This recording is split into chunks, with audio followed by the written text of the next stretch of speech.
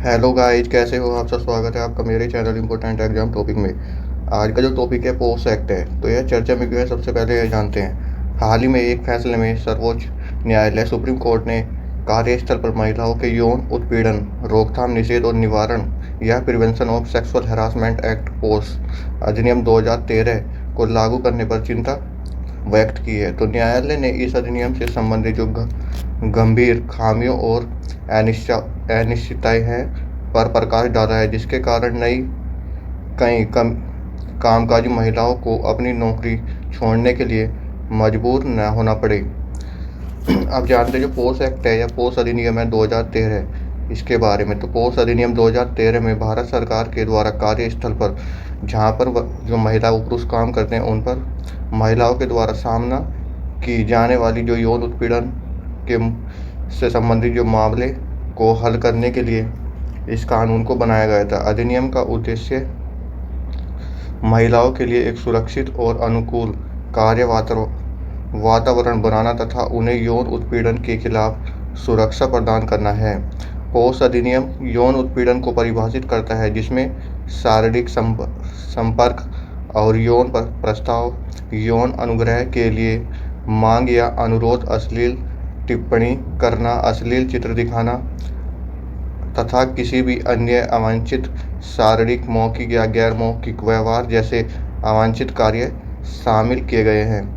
अगर यह जाने के कहाँ से निकल कर आया, तो सर्वोच्च न्यायालय ने जो विशाखा गाइडलाइन है या विशाखा और अन्य बनाम राजस्थान राज्य 1997 मामले में एक ऐतिहासिक निर्णय में विशाखा गाइडलाइन जारी की थी। तो इन गाइडलाइन में कार्यस्थल पर महिलाओं के खिलाफ जो यौन उत्पीड़न होता है उनके रोकथाम, निषेध और निवारण अधिनियम 2013 को आधार बनाया गया। सर्वोच्च न्यायालय ने अनुच्छेद 15 जो धर्म, जाति, लिंग और जन्म स्थान के आधार पर भेदभाव को रोकने की बात करता है सहित संविधान के कई प्रावधानों से शक्ति प्राप्त की। साथ ही प्रासंगिक अंतर्राष्ट्रीय सम्मेलनों और मापदंडों जैसे कि सामान्य अनुशंसाओं का भी चित्रण किया, जैसे कि महिलाओं के खिलाफ सभी प्रकार के भेदभाव के उन्मूलन पर कन्वेंशन, जिसे भारत ने वर्ष 1993 में अनुसमर्थित किया है। अब जानते हैं जो पोस्ट एक्ट है उससे संबंधित जो प्रावधान है। तो रोकथाम और निषेध, पहला जो बात करते हैं इसमें रोकथाम और निषेध की बात की जाती है। अधिनियम कार्यस्थल पर जो महिलाओं के खिलाफ यौन उत्पीड़न होते हैं उनकी रोकथाम और उनको कैसे कम करना है उसकी बात की गई है। दूसरा है आंतरिक शिकायत समिति, यौन उत्पीड़न की शिकायत प्राप्त करने और उनका समाधान करने के लिए जो नियोक्ता जो उस कंपनी को चला रहा है कोई भी चीज़ है उसको चला रहा है को 10 या अधिक कर्मचारी वाले प्रत्येक कार्यस्थल पर एक आंतरिक शिकायत समिति या आईसीसी का गठन किया जाएगा। तीसरा जो पॉइंट है, शिकायत समितियों के पास साक्ष्य एकत्रित करने के लिए दीवानी अदालत की शक्ति होगी। जो नियोक्ता है उसके जो कर्तव्य डिसाइड किए गए हैं इस एक्ट में।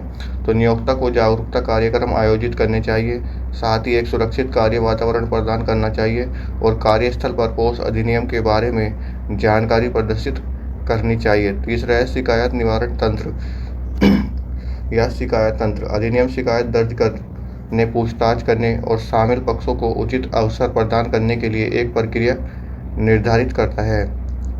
अगला दंड, अधिनियम के प्रावधानों का पालन न करने पर दंड का भी प्रावधान किया गया है, जिसमें जुर्माना और व्यवसाय लाइसेंस रद्द कर देना जैसे दंड रखे गए हैं। अब जानते जो महिला सुरक्षा से संबंधित जो गवर्नमेंट के द्वारा अलग अलग पहल की गई है उनके बारे में। तो गवर्नमेंट के द्वारा वन स्टॉप सेंटर योजना शुरू की गई है, उज्ज्वला योजना, जिसमें तस्करी की रोकथाम और बचाव, तस्करी तथा वाणिज्यिक यौन शोषण के पीड़ितों के पुनर्वास एवं पुनः एकीकरण हेतु व्यापक योजना, स्वाधार गृह योजना, कठिन परिस्थितियों में महिलाओं हेतु योजना, नारी शक्ति पुरस्कार योजना आदि कुछ गवर्नमेंट के द्वारा इनिशिएटिव स्टार्ट किए गए हैं, जिससे महिलाओं की स्थिति में कुछ सुधार भी हुआ है। Thank you for watching. अगर वीडियो अच्छा लगा इसको लाइक, सब्सक्राइब, कमेंट और शेयर करना।